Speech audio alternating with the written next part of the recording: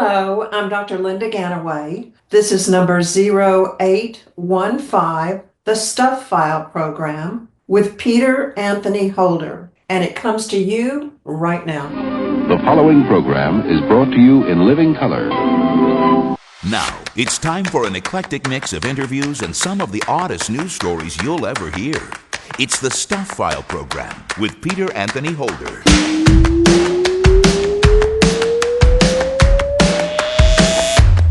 Hey there, hi there, ho there! Peter Anthony Holder here with you, and yes, this is indeed another edition of the Stuff File program, number 0815. And coming up on this edition of the Stuff File program, you'll meet Jim Mandeville, who is the Senior Vice President for First On-Site Property Restoration. He's here to talk about building insurance and climate change. How can you help to make sure your home or building can withstand potential damage? If something looks wrong with it, if there's a weird stain on the ceiling or some, weird stains around a window or a door, something's wrong and you need to do something about it now. Fixing these things quickly when they first start to happen or when the first signs of damage appears can cost dramatically less than if they're left to sit. So anything as simple as, walking around the outside of the building and noticing if water's pooling up against it, dealing with that right now before the building floods could save you tens or hundreds of thousands of dollars down the road. Bob Brill is a journalist and radio news anchor who has written the thriller 5 Seconds to Die.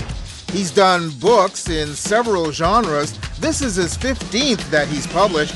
With his busy full-time job as a news anchor, where does he find the time to write? When I come up with an idea, and I've got lots of them written down, the books I want to write and screenplays I want to write, basically when I decide, okay, I'm going to do it, then I just kind of block out the time. And I love writing in the morning more than anything else. I've also taken to writing in the evening when I can, and there are times when I just I've got an hour or two here, and I feel the juice is flowing, so I just go ahead and block out everything else and just go to my computer, and that's basically what I do. I just have to find the time and lock it in and just go ahead and do it. Stuart Nulman is in with another edition of Book Banter. Hi, I'm Stuart Nulman. Book Banter looks at the life and career of the man behind such legendary sitcoms like All in the Family and the Jeffersons, Norman Lear. So don't be a dingbat, and stay tuned for this review on the Stuff File program. And there's lots and lots of Stuff File news, dad joke theater, morning shower thoughts, and of course, an idiot of the day. The guest later, the person who told you this was show number 0815, was Dr. Linda Ganaway, who is the author of Finally, Stop Procrastinating. She was a guest back on show number 0800, which you can go back to and listen to because the link for that show is in this week's show on our website. And this week's show is the one that Linda just mentioned. See how it all comes around full circle? Thank you very much, Linda, for doing the guest slate on this edition of the Stuff File program, a show that is listener-supported, fan-funded radio that depends on you for our success. Join us at patreon.com to help make this show an even bigger and better radio experience. Well, let's get right to the stuff. Police say a babysitter in Kansas comforted a child by proving there was no monster under the bed, only to find an intruder. The Barton County Sheriff's Office said when the victim attempted to show the child there was nothing under the bed, she came face to face with a male suspect who was hiding there. The suspect then fled the scene after a brief altercation. The suspect, Martin Villalobos Jr., has since been apprehended. He once lived at the Barton residence where the babysitter reportedly found him, but it's unclear why he had returned. Oh, I think we all know that child is never sleeping again until they get them a bed that has a base that goes right down to the floor, and even then, they'll have to get a padlock for the closet. Yeah. A New Jersey police chief has been accused of creating an Animal House-like atmosphere at work. 5 officers working under Chief Robert Farley have filed notices to sue him for a variety of pranks, including defecating on the floor, shaving his body hair over people's property and food, using racial slurs, jabbing a fellow officer in their privates with a hypodermic needle, spiking office coffee with Viagra, and forcing officers to do his child's schoolwork. And that's the most frightening one, considering this guy's a parent. Wow. Officers also say they've been subject to retaliation for complaining and that Farley denied them promotions and sent sex toys to their homes. Some officers involved say an investigation is underway. Well, judging by the list of accusations, the only thing I can think of is that this is a police chief who has an extreme career death wish. Wow. He must have been the leader of his frat in college. Either that or he took to Animal House like it was a cult. This situation absolutely requires a really futile and stupid gesture be done on somebody's part. We're just the guys to do it. If you've ever asked the question of how vain can human beings get, then buckle up. A news story from the UK's The Guardian has a headline that says, "Are more and more men seeking beard transplants?" Yeah, you heard right. A beard transplant involves pulling hair from the back of the head and inserting these grafts into the face. Nadeem Khan of Harley Street Hair Clinic says interest in the procedure has tripled since 2020. He's now doing up to 100 transplants annually. Said Khan, "I think there's this new form of masculinity where the beard has become important."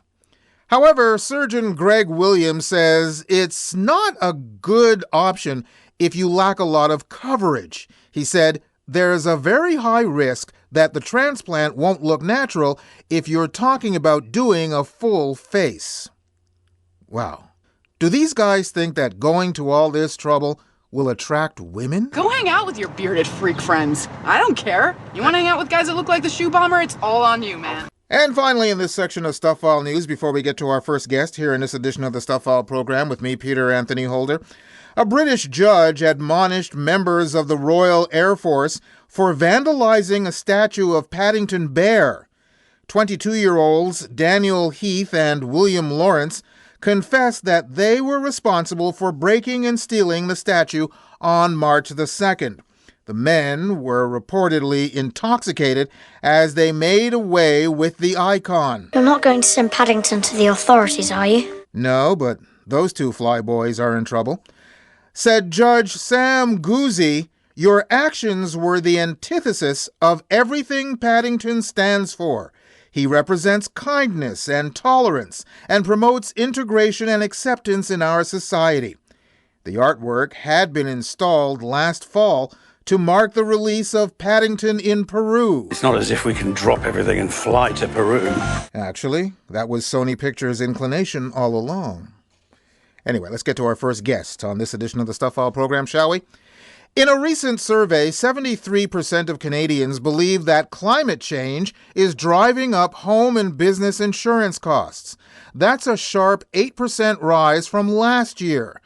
After a record 2024 of severe weather-related property losses, including the Jasper Inferno, Calgary hailstorms, and Ontario and Quebec flooding, more than one-third of respondents, or 36%, report that they have already experienced increases in their property insurance rates.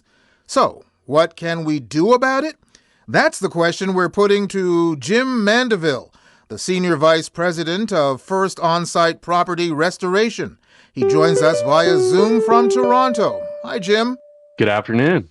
Thanks for being on the program with us. So again, right off the bat, what can we do about it? Well, it's unfortunately there's not a silver bullet to this, but really what we need to start doing as Canadians and as homeowners and business owners is really thinking ahead about things that we can do to reinforce and strengthen our homes and businesses, and to think about proactive things and steps that we can take to help minimize damage to those assets when these extreme weather events happen.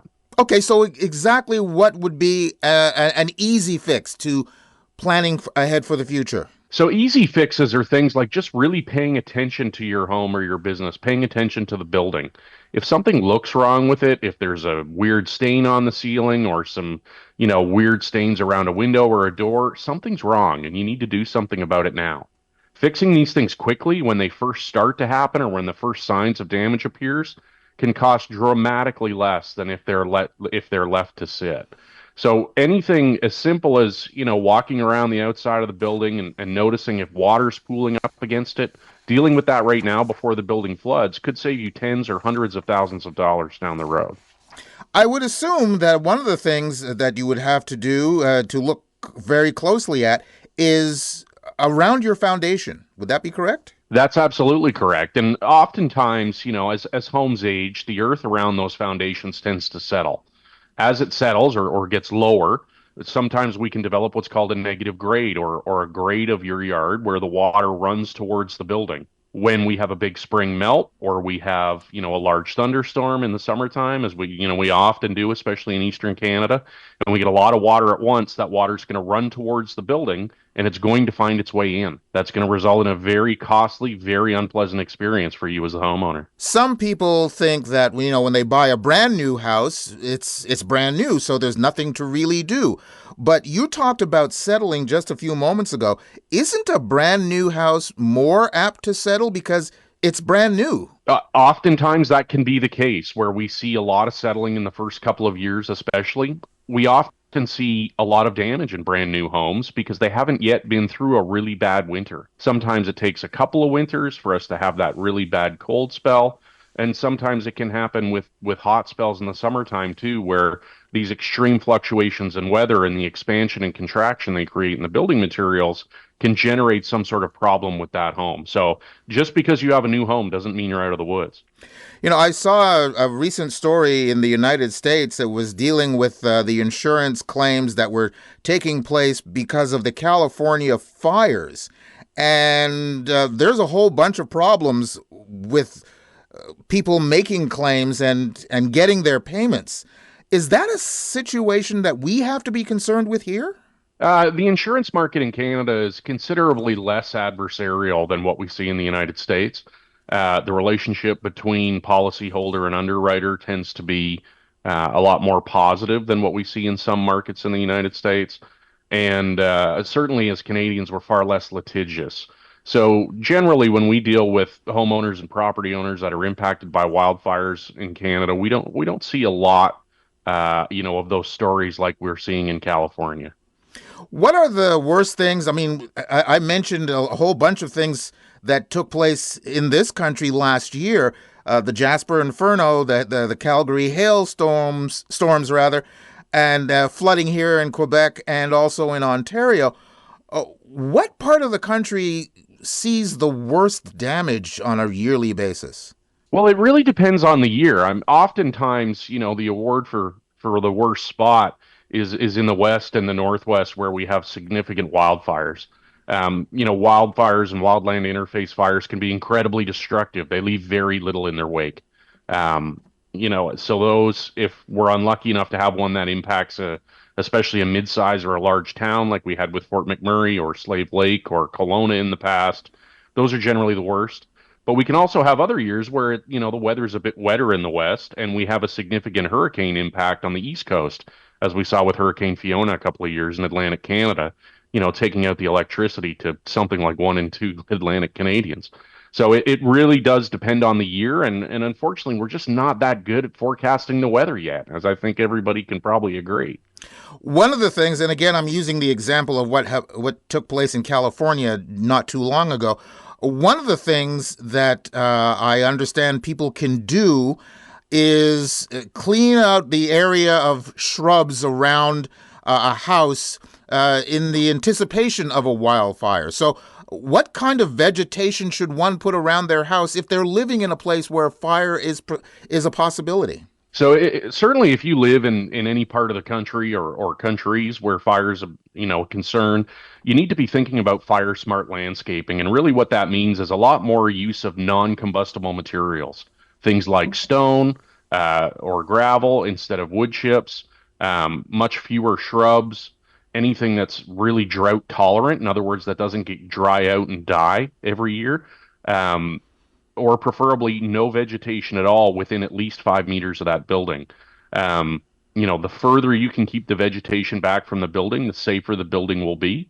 And other simple things like making sure that there's no pine straw or leaves or detritus in your eaves trough or gutters or built up in the corner of your deck or underneath the deck or anything like that. Oftentimes, when we see homes lost, especially on the periphery of a wildfire, it's because those simple maintenance steps weren't taken. Well, you mentioned deck. What about the types of wood that you put in your deck, or should you even have a wooden deck? I mean, me personally, I wouldn't have one. I would have a stone patio, and that's something that's resistant to fire. And we really need to think about that with all of the exterior surfaces of our buildings in these fire-prone areas. Wherever we can use stone instead of wood for decks, like you mentioned, is something we should do. For roofing materials, we should be using non-combustibles as well, things like metal roofing or clay tile roofing. Siding is the same. Vinyl siding can be very, unfortunately, flammable. So we want to make sure that we're using something like a cementitious product like hardy or stucco. So really, it can come into all facets of these building materials, and we should be thinking about that when we're renovating. We're going to do some work. Let's make sure it's fire smart. Okay, so just like you mentioned, some of the things that can be a help and preventative in a fire situation. What about here in the East, where we're more prone to floods? Is there something that we can do around our home to help stave off a particular flood, or at least minimize the damage? Well, there's a couple of really simple things you can do. And the first one, especially at this time of year and a little bit earlier in the year, is if you live in the city, is make sure that the catch basin on your street, it's usually, in front of your house or your neighbor's house, it's a drain in the street, make sure it's not full of leaves and garbage in the top. If you do that, you may save a flood in your basement.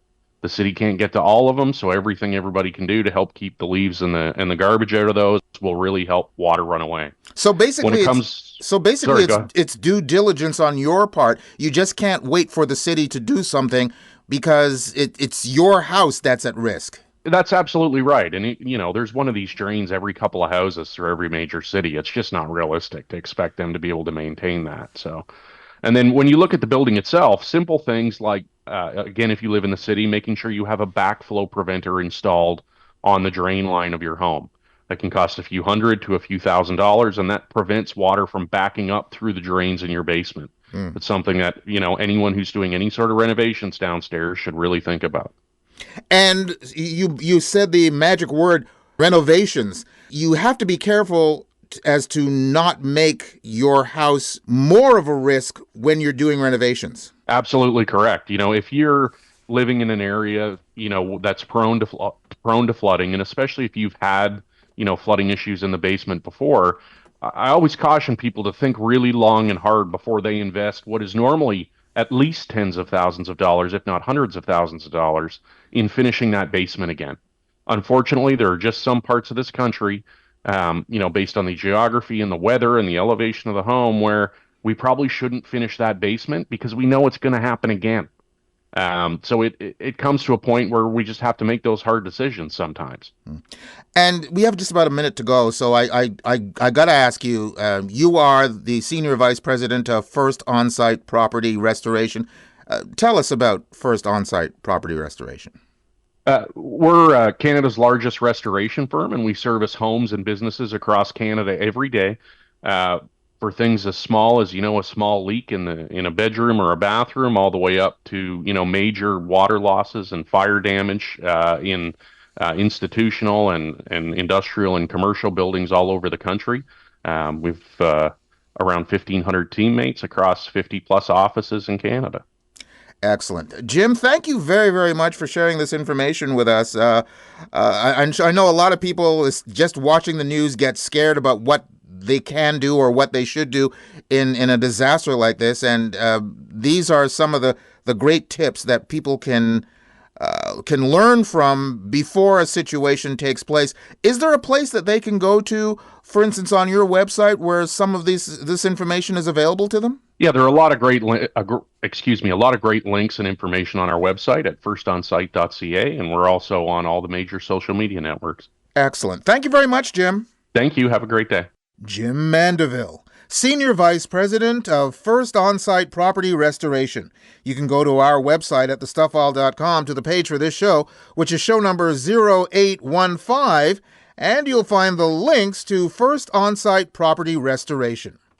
You're listening to the Stuff File program with me, Peter Anthony Holder. And now, Dad Joke Theater. I found a book called How to Solve 50% of Your Problems. So I bought 2. Join us again for another Stuff File program, Dad Joke Theater. There's still more guests, more news, and an idiot of the day coming your way on the Stuff File program. Stay tuned. The Stuff File program is a listener-supported, fan-funded radio show that depends on you for our success. Join us at patreon.com to help make this show an even bigger and better radio experience. Sign up and find out about our rewards program. Being a patron doesn't have to be a long-term commitment. There's absolutely no obligation. You could join today and end whenever you'd like, but the time we have your support would be so greatly appreciated. We'd also love to hear your thoughts about the show and even your ideas for rewards. Join us for the ride. Join us at patreon.com/The Stuff File program.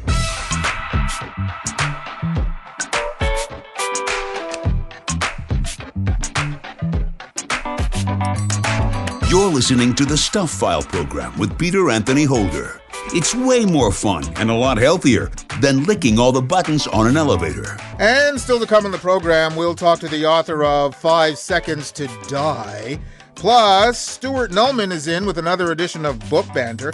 We have a morning shower thought and, of course, an idiot of the day coming your way, but much more in Stuff File News right here, right now. Joanna Kathleen Kinman avoided jail time after being accused of a bizarre crime, attempting to sell human toes that were regurgitated by dogs.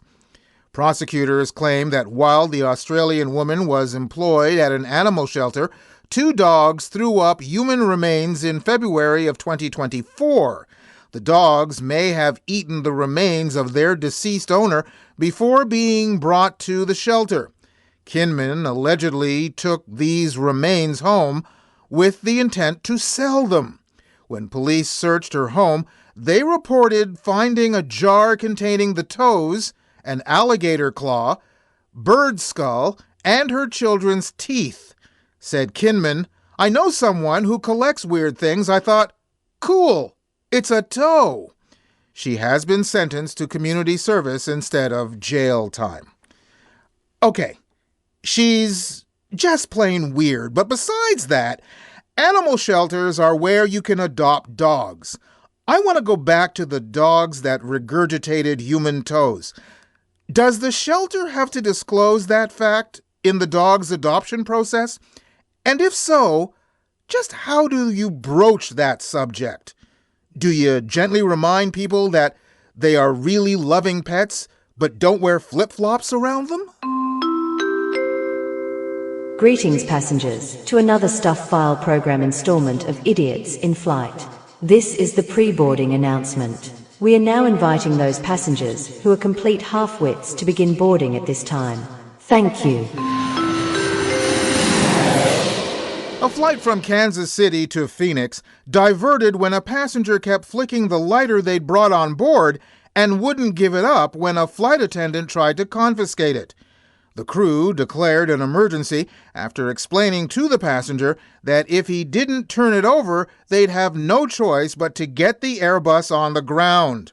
On arrival, law enforcement removed the passenger from the aircraft and transported him to an area hospital for medical evaluations. In other words, a checkup from the neck up. Passengers wondered how the man got a lighter through the security checkpoint, but passengers are permitted to bring a single lighter with them. They just can't make fire while on board the aircraft. Wow. Is this guy the only adult whose parents never told him to play with fire?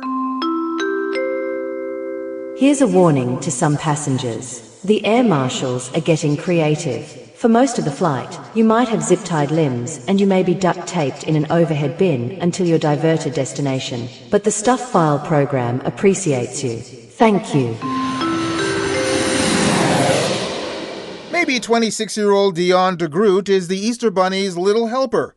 DeGroot was seen stuffing about $283 worth of Cadbury cream eggs into a duffel bag at a Tesco Express in Peterborough, England on March 22nd. He also conceals some in his jacket. After store staff flagged down officers, PC Guy Cunningham asked DeGroot, "What have you got in there?" To which DeGroot replied, "Cream eggs." DeGroot was sentenced to 12 weeks in prison, suspended for a year, and was banned from Cambridgeshire for the next 3 months. Cadbury's cream eggs. How do you eat yours? Apparently not in Cambridgeshire for the next 3 months. And finally, in this section of Stuff File News, before we get to our next guest here in this edition of the Stuff File program with me, Peter Anthony Holder.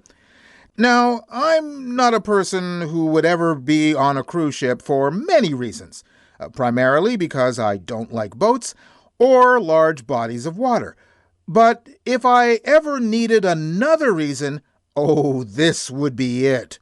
Passengers aboard the Cunard Line's cruiser Queen Anne received an alarming message from the ship's captain on March 13th. As the ship traveled between Australia and Manila, the announcement said this area is known for piracy threats. It went on to say that the external promenade deck would be closed overnight and deck lights will be on to reduce the ship's external lighting. Passengers were also asked to turn off stateroom lights and keep their window shades down. Gee, I never heard any of this in any of their commercials. You can be sure of enjoying the greatest comfort and care with Cunard. It's the warmth of the welcome, the attentiveness of the White Star service, and the wide spectrum of onboard activities and events. You mean like kidnapping? A representative for Cunard said there was no specific threat to the ship or its guests, and our onboard experience remained uninterrupted. Really? So basically, you just wanted to scare all of the passengers. It's time to step aboard Cunard style with Vision Cruise. Yeah, let's all play hide and seek.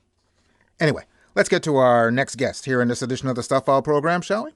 Bob Brill is a broadcaster who is currently a news anchor at an all-news radio station in Los Angeles.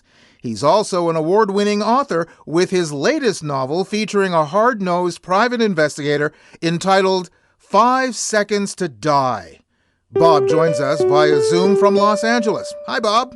Peter, love to join you. Thank you so much. I'm looking forward to this. Thanks for being on the program with us.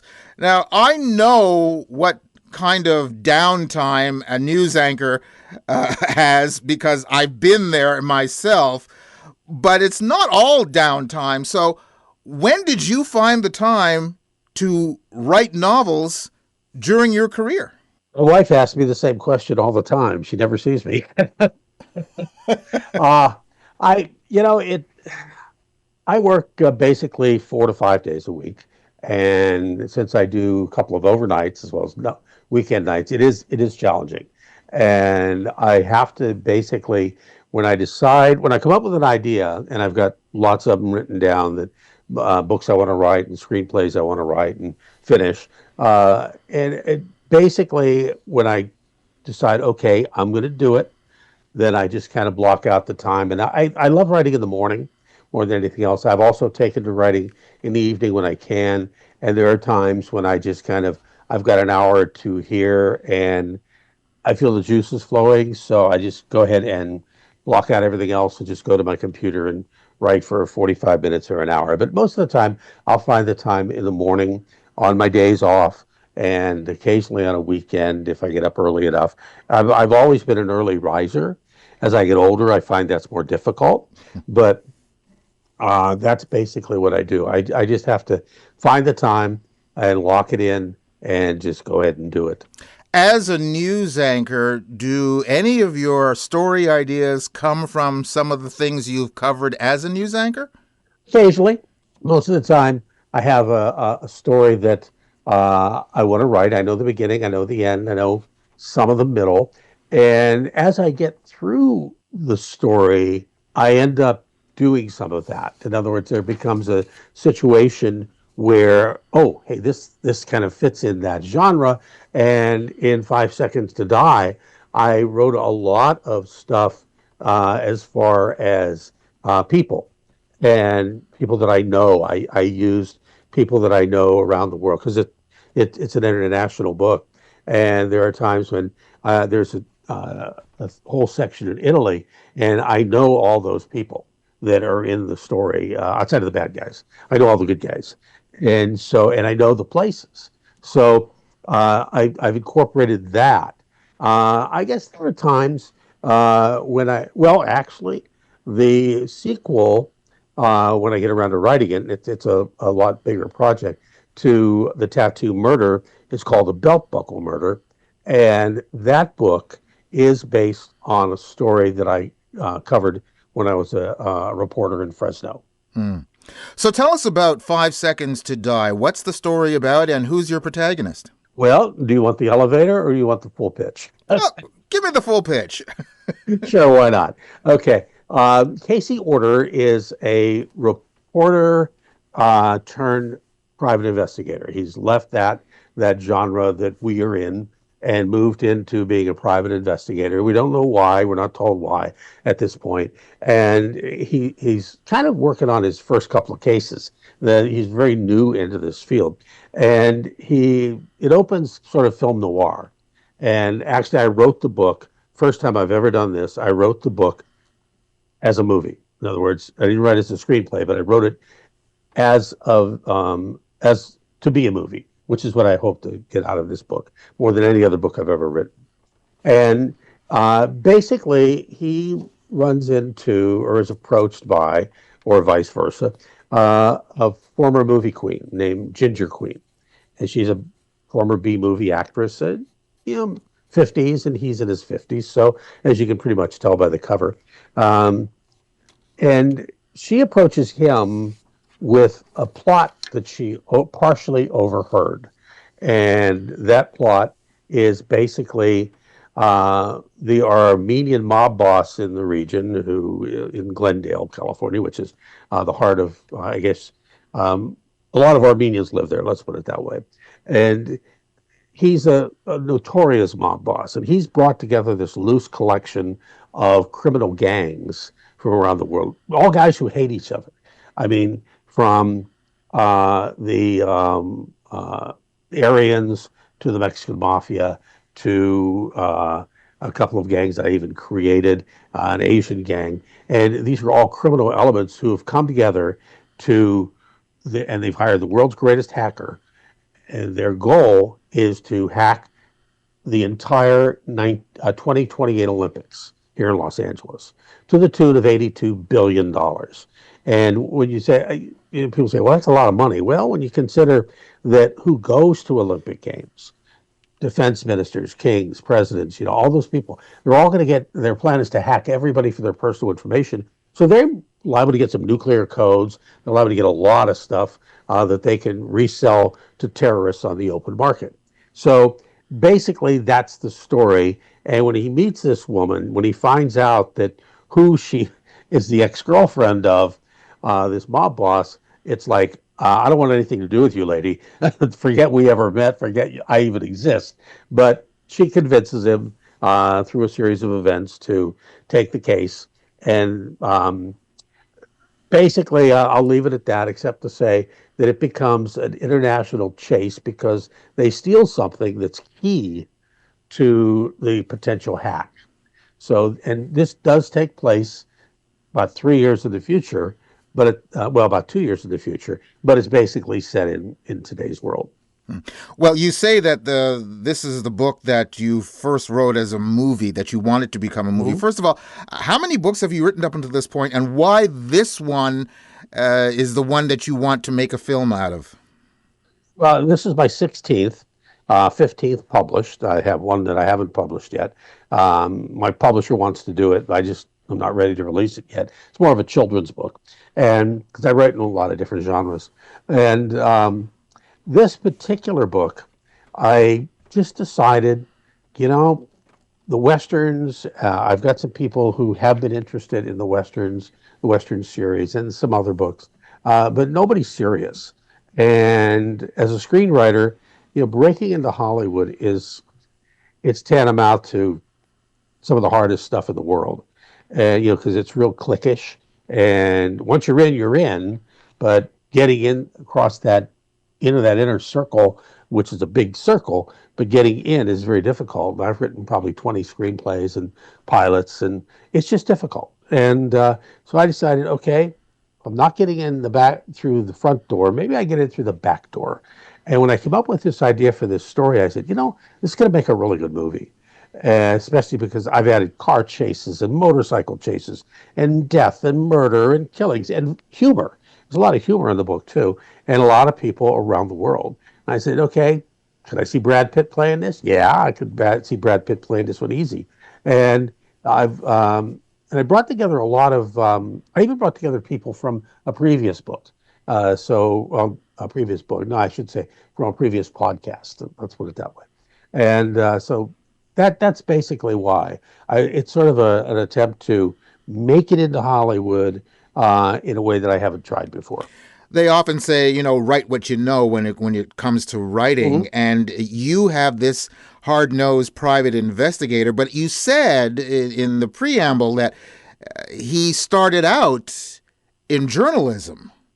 Yes. And that's where and that's where you are. So is there a natural affinity, in your estimation, of someone who is a private investigator as opposed to an investigating journalist? Is there something about that personality that makes them actually right for both jobs?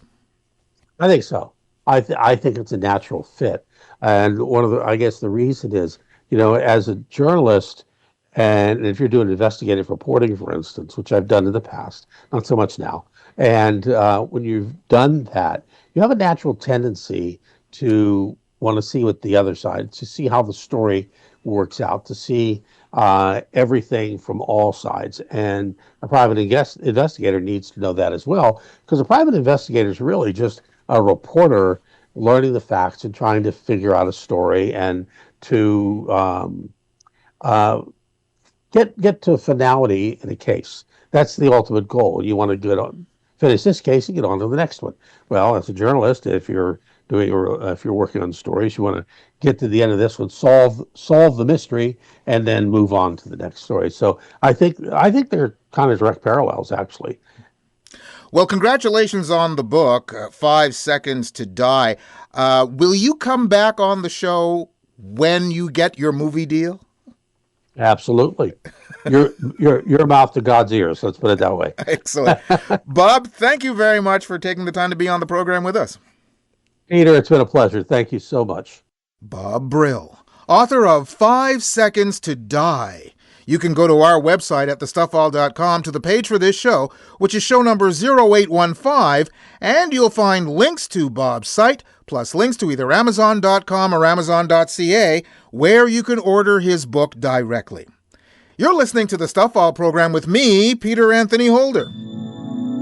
Giving you something to think about. This is Morning Shower Thoughts. Brushing our teeth is the closest we ever come to cleaning our skeletons. Morning Shower Thoughts from the Stuff File program. Got something for the mailbag? Drop Peter a line. He'd love to hear from you. Send your email to mailbag@thestuffile.com. And remember, stuff is spelled S-T-U-P-H. That's mailbag@thestuffile.com. Or catch up with him on Twitter or Facebook. There's more Stuff File coming your way in just a few moments.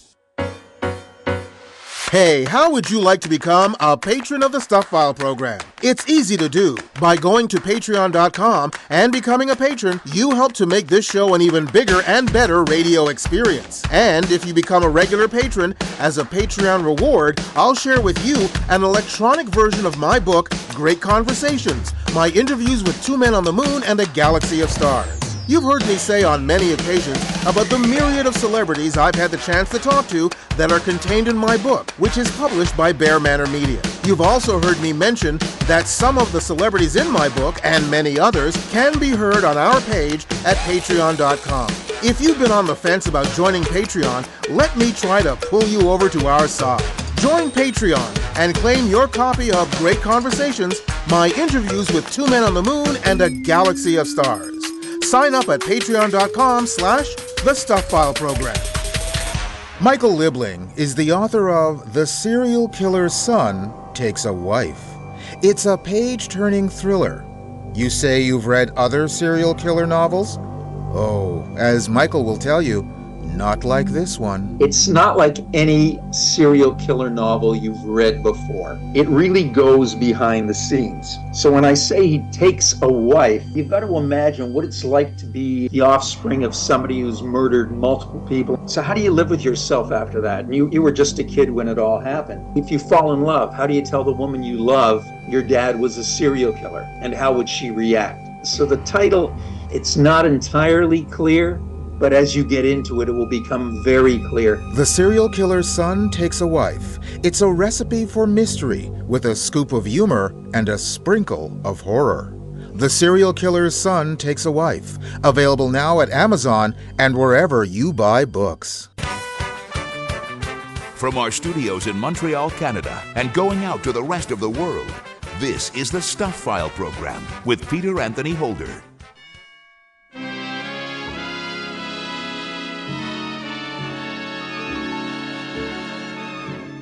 It's time to crack a spine. The Stuff File presents Book Banter with Stuart Nulman. Once again, here's Peter Anthony Holder. And once again, we do indeed have Stuart Nulman, and this time around, he's talking about someone who left us way too young. Hello, Stu. Yes, you're right. Norman Lear, who passed away a couple of years ago at the age of 102. Yeah, you could say he was so active, practically his entire life, leaving us at 102. Yeah, in a way, it's way too soon. Way too soon. Yes, I agree. And let's remember Norman Lear with the new biography. It's because, during the 1970s, Norman Lear was sitting on top of the TV world. Lear and his producing partner, Bud Yorkin, were responsible for helping to create and or bring to the airwaves some of the most legendary and realistically relevant, game-changing sitcoms like All in the Family, Maude, Good Times, Sanford and Son, The Jeffersons, and One Day at a Time. Now, in fact, Norman Lear's magic touch when it came to creating such mega successful sitcoms during that decade prompted the Christian Science Monitor to comment in 1974 when The Good Times was about to make its debut that, and I quote, "Producer Norman Lear breeds television shows like racehorses." They were well-bred winners, but his remarkable life in television is chronicled in Trip Wetzel's fascinating biography called simply Norman Lear, His Life and Times. Well, not only did he have the winners, and to use your racehorse analogy, he put a lot of his shows out to stud, and they produced that was also hit-making. Yeah, that's right. Yeah, I mean, his shows still are seen in reruns, and also they were rebooted too. Yep.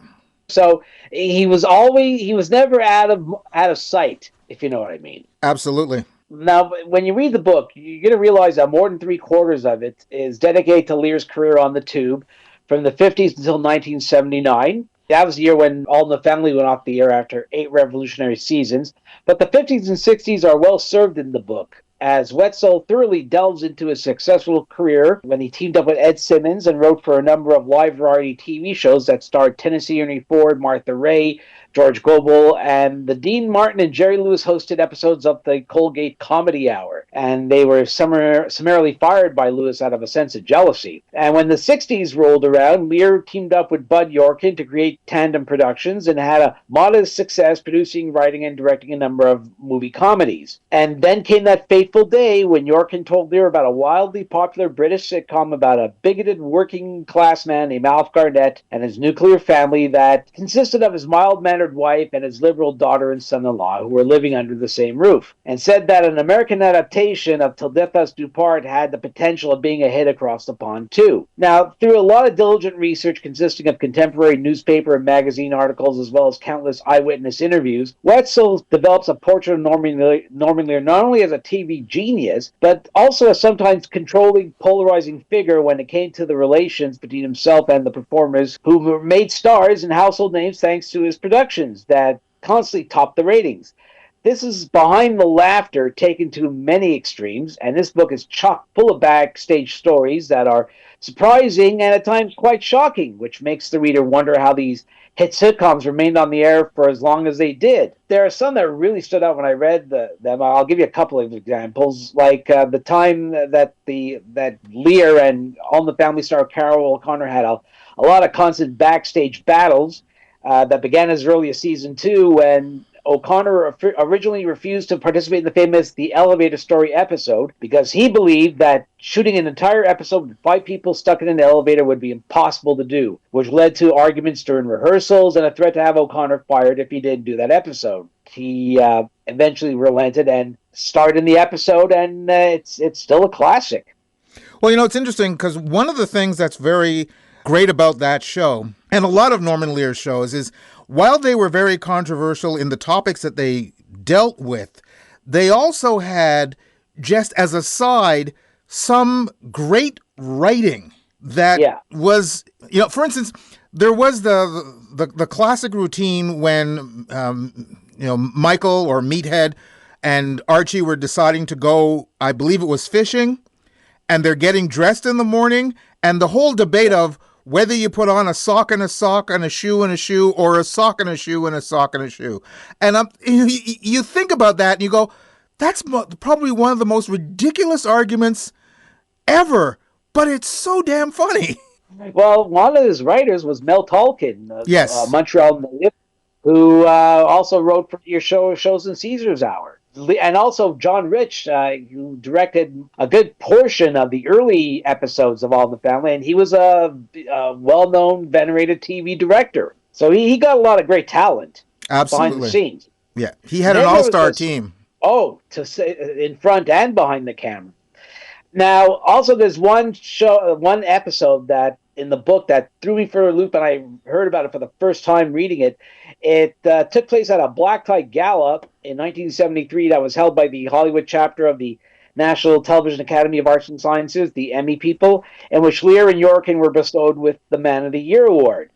And during that evening, co-star Bill Macy, fueled with a snort of cocaine provided by Red Fox, rushed to the stage, wrestled the microphone from Lear, and blurted out, "Sea suckers of the world, unite," which nearly got Macy fired from the series, but Lear refused to let him go because he said that we're not doing this show without Bill. But I'll tell you, this book called Norman Lear, His Life and Times is a thorough, no-holds-barred telling of the life of an ambitious man who forever changed the face of television programs by adding plentiful dashes of reality into them that made them required viewing for future generations of couch potatoes. And you know what? That's not too shabby for someone who was labeled by the late evangelical preacher and leader of the moral majority, Jerry Falwell, as, and I do quote, the number one enemy of the American family. And like Norman Lear, who and we both agree is gone too soon, so was one of his television shows, Hot L Baltimore. Oh yes, the book does chronicle the story behind Hot L Baltimore and how it was too spicy for network television. Yes. I remember the promos on ABC. There was a disclaimer saying viewer discretion advised. I love that show, but that's just me. Yeah, well, look, with all the hits, he made his share of flops also. Exactly. Although I don't consider that necessarily a flop, and it came from an off-Broadway show, too. So, I just think it was, like so many things that Norman did, it was ahead of its time. Yeah. I mean, 70s audiences weren't exactly ready for a kind of show of that nature. Maybe if it was done, 20, 30 years later, probably it would have a longer life. Absolutely. Anyway, this week's book is It's called Norman Lear, His Life and Times by Trip Wetzel, and it's published by Applause Books, an excellent publishing company that deals with TV and movie and showbiz books. And it's $48. And what are some of the other things that you recommend in this genre? Well, they're both by Norman Lear. First, his memoir that was published about 10 years ago called Even This I Get to Experience. And he also put out a book around 2-3 years ago, which was a wonderful coffee table book about the history of All in the Family, especially on the occasion of its 50th anniversary. Excellent. And how can we find you, sir? Well, not at 704 Hauser Street or that deluxe apartment in the sky on the east side, but on my blog, stuartnulmansgrapevine.wordpress.com, and now in a new platform called beststory.ca. It's a Montreal-based website that's dedicated to long-form journalism, and you can read my debut story about my recent trip to Seattle. And I have a follow-up one coming up soon about how I spent an afternoon with the Seattle Kraken.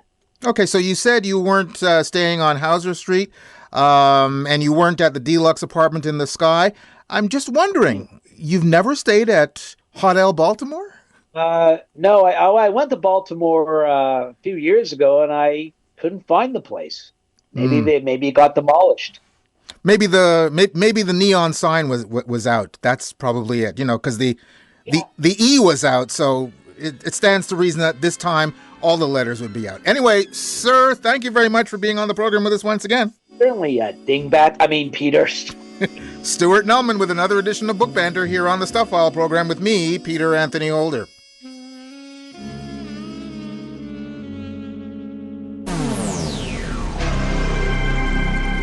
The Stuff File. And we're just about at a racetrack for this edition of the Stuff File program. We do have an Idiot of the Day coming your way a little later on, but I've got a few more Stuff File news stories to share with you right here, right now.